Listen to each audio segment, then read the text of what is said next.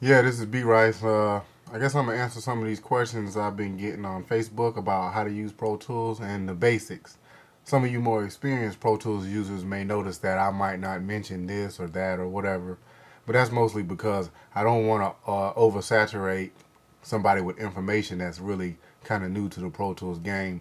Because the truth of the matter is, a lot of simple subjects could go on and on and on about the details about what you can actually do.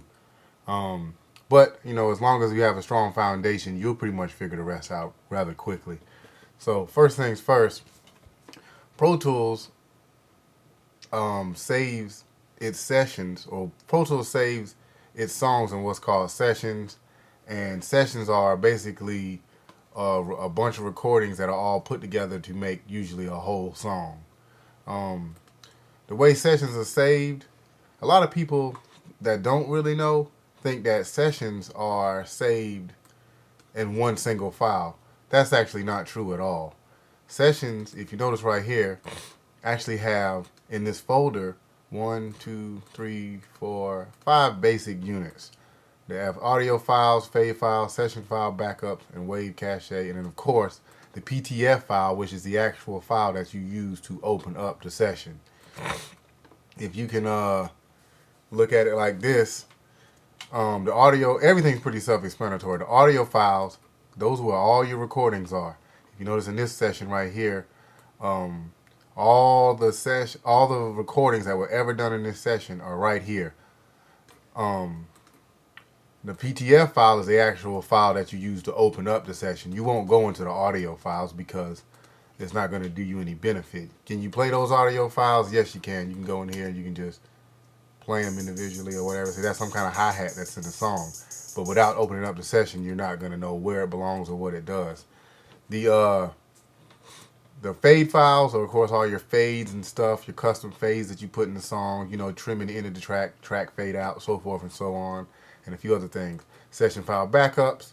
You might want to kind of remember this because if you ever do something in a session that you didn't mean to do or you want to get rid of, go back to the session file backups and you can actually look at the date modified and you can actually jump back in time to a certain point in the session and pull it back up as it was if you done made a huge mistake or something or permanently deleted something or whatever.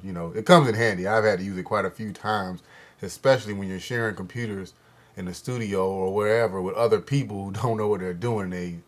They'll mess things up, to say the least. So we're going to go ahead and open up this session by opening up the PTF file, Pro Tools file. Um, you can see in this session right here. You know what? Hold on. Let me close this actually and go back. Just explain one more thing.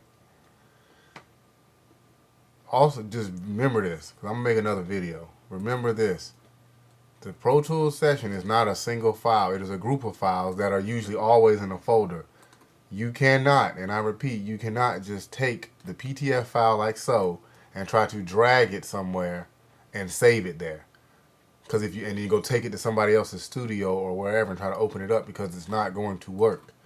Because that PTF file is going to start looking for those audio files. But where are they at? They're in the audio files folder. Why wasn't the audio files folder with the session? Well, it has to be. And the same thing with the fade files. Otherwise, your fades aren't going to pop up correctly. And your wave cache, you need that because that's actually information about how it's organized in the session.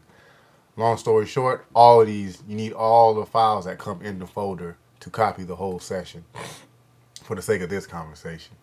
So if I back out, if I was to copy this, I would just click on the whole folder that all of this is in. See, back out one, grab the folder, and then copy it to, like, let's say your flash drive or whatever, and take it wherever you want because it'll have everything with it. Because as soon as you click that PTF file, it's going to start looking for the audio files, for the fade files, and for the wave cache.